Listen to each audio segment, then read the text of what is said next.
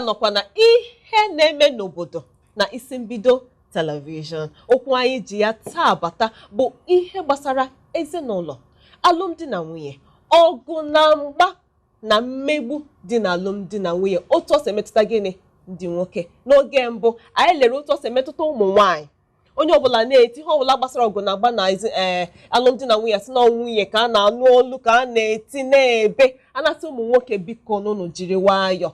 Ofu nwoke zitere m akwụkwọ sị m biko mba o, na ụmụ nwoke wụ ha na-atakarịrị ahụhụ. Ya ka njisi taa ka anyị lebe ya anya. Ọgwụ sasa m na-elebi ya anya, mụ na Maazị Chidebere Ugwu Aja nọ na-ele okwu anya ya, na-ele ya anya ka nwoke si ele anya. Akụkwa n'ụfọdụ akụkọ ihe na-eme n'obodo gbasara okwu a anyị ji n'ọnụ. Akụ ya ka ji n'okwu anyị na-aga n'ihu.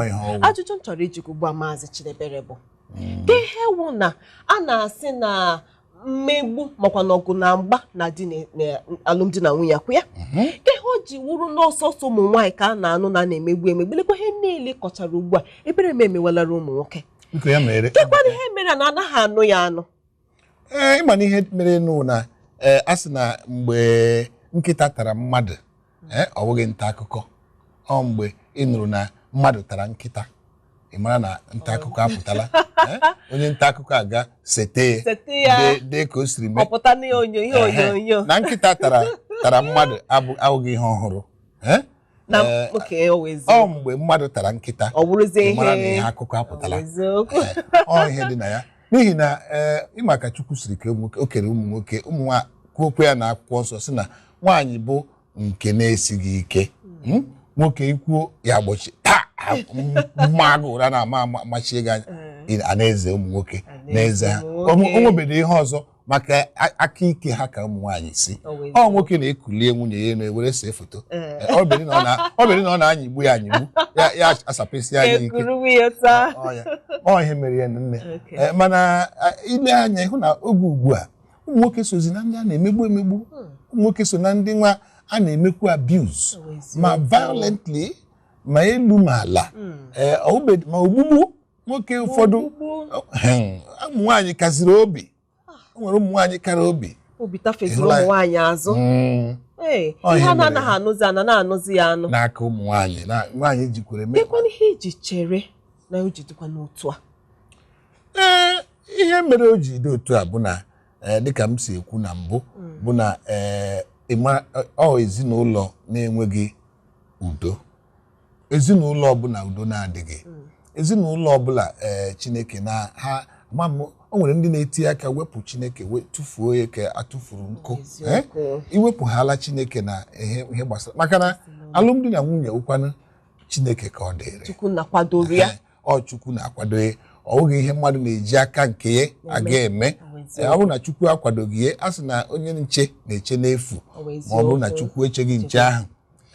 Ana m agwa ndị nna agwawa sị ha, ịchọọ ịlụ di na nwaanyị mgbe ọbụla ikpebiri n'ime mmụọ gị na ị chọrọ ịlụ di ma ọ bụ nwaanyị, biko were ọsọ were ije gakwu Chukwu onye abịa ama.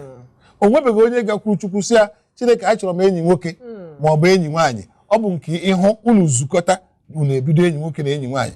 Mana akweghịrụ nke a na-akpọ di na nwunye, ị na-eche nnọọ isi na itoro okwele n'elu di na nwunye, ị ga-agakwurịrị Chineke n'ihi na ọ bụ Chineke bụ ya bụ bekee si nọ the author of marriage. Ịhụla ya. Ọ bụ ya mere na ndị na-enweghị Chineke n'ime ezinụlọ ha, ha agachala aga ọfọmụla ozughị ezu.